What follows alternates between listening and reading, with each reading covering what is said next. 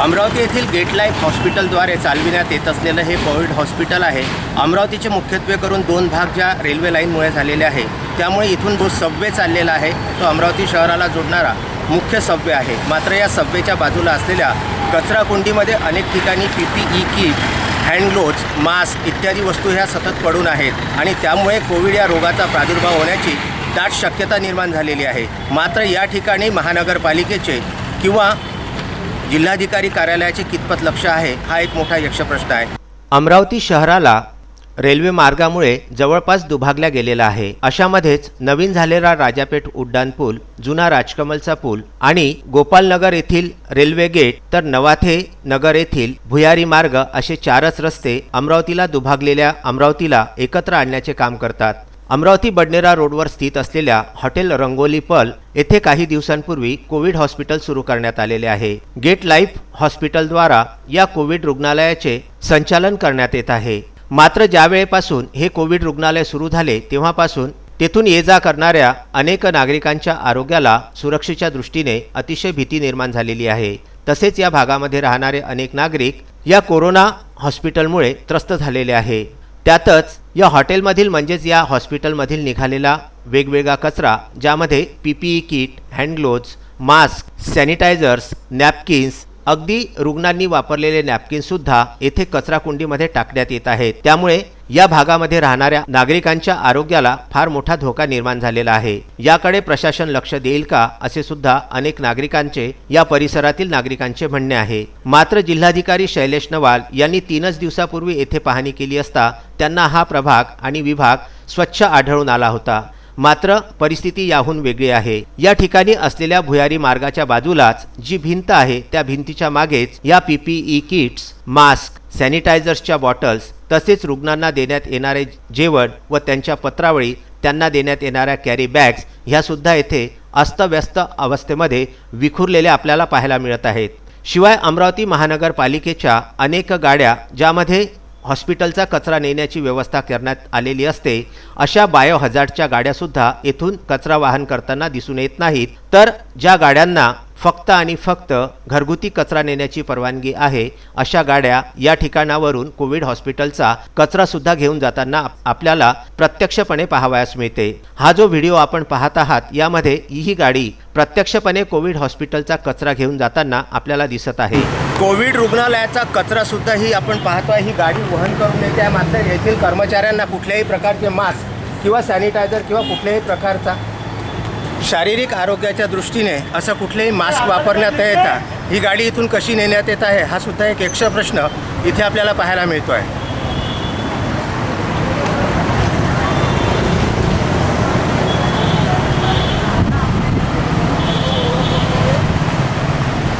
या कर्मचाऱ्याच्या हातामध्ये ना ग्लोव्ज आहे, ना यांनी मास्क बांधलेले आहे।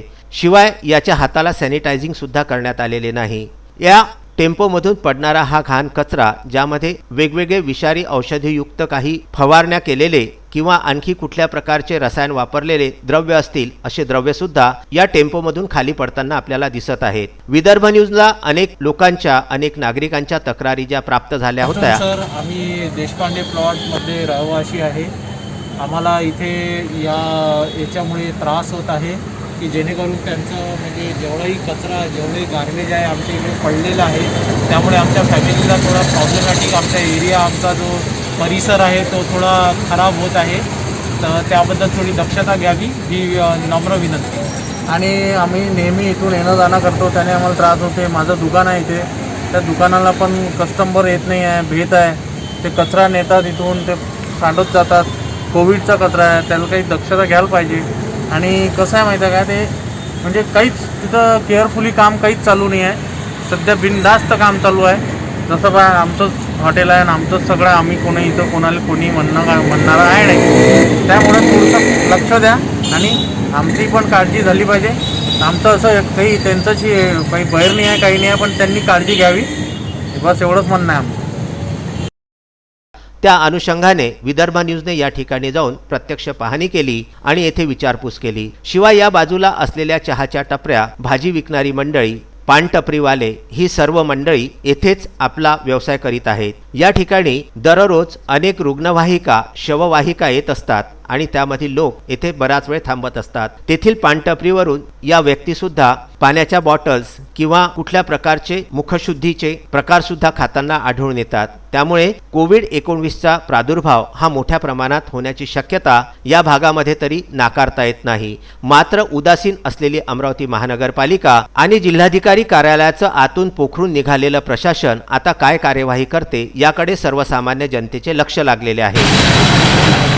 गेट लाईफद्वारा चालविण्यात येत असलेल्या रंगोलीपन या हॉटेलमधील कोविड सेंटरमधील काही पाणी झिरपत असल्याचे सुद्धा या स्थानिकांचे म्हणणे आहे। मात्र हे पाणी कुठून येते आणि 12 महिने जेव्हापासून हा भुयारी मार्ग तयार झालेला आहे तेव्हापासून या ठिकाणी सतत पाणी बघायला मिळते। हे पाणी कुठून पडते आणि कुठून झिरपते हा सुद्धा एक चर्चेचा विषय आहे।